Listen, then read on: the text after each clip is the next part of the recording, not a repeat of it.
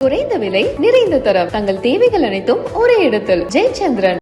தென்கிழக்கு வங்கக்கடலில் புதிய காற்றழுத்த தாழ்வு பகுதி உருவாகி இருப்பதாக இந்திய வானிலை ஆய்வு மையம் தற்போது அறிவித்திருக்கிறது. கூடுதல் விவரங்களை செய்தியாளர் ரமேஷ் வழங்க கேட்போம். ரமேஷ் வணக்கம், விவரங்களை பதிவு பண்ணலாம். ரமேஷ் வணக்கம். தென்கிழக்கு வங்கக்கடல்ல புதிய காற்றழுத்த தாழ்வு பகுதி உருவாகியிருக்கு அப்படிங்கிற ஒரு அறிவிப்பை தான் வானிலை ஆய்வு மையம் வெளியிட்டிருக்காங்க.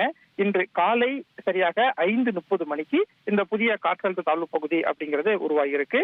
மேற்கு வடமேற்கு திசையில இந்த காற்றழுத்த தாழ்வு பகுதி நகர்ந்து வருவதாகவும் அடுத்தடுத்த நகர்வுகளை பொறுத்தே இதனுடைய கணிப்புகள் தெரிய வரும் அப்படிங்கிற ஒரு தகவலையும் வானிலை ஆய்வு மையம் சொல்லியிருக்காங்க. குறிப்பா தமிழகத்துல வடகிழக்கு பருவமழை தீவிரமடைந்திருக்கு. தமிழகம் முழுவதுமே பரவலாக மழைப்பொழிவு இருப்பதை பார்க்க முடிகிறது. சமீபத்துல வங்கக்கடல்ல ஒரு காற்றழுத்த தாழ்வு பகுதி உருவானது. அந்த காற்றழுத்த தாழ்வு பகுதி புயலாக மாறுமா மாறாதா அப்படிங்கிற ஒரு எதிர்பார்ப்பு இருந்த நிலையில ஏற்கனவே சமீபத்துல கடந்த வாரம் உருவான அந்த காற்றழுத்த தாழ்வு பகுதி புயலாக மாறல.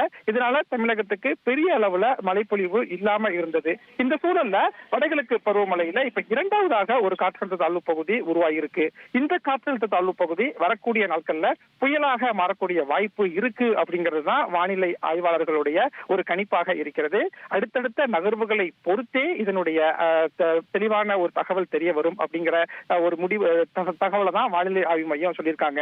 குறிப்பா 26, 27, 28ஆம் தேதி தமிழகத்துல கனமழைக்கான எச்சரிக்கை கொடுக்கப்பட்டிருக்கு. குறிப்பா வட மாவட்டங்கள் சென்னை, திருவள்ளூர், காஞ்சிபுரம், செங்கல்பட்டு, ராணிப்பேட்டை, விழுப்புரம் இந்த மாவட்டங்கள் எல்லாம் கனமழைக்கு வாய்ப்பு இருப்பதாக சொல்லப்படுகிறது.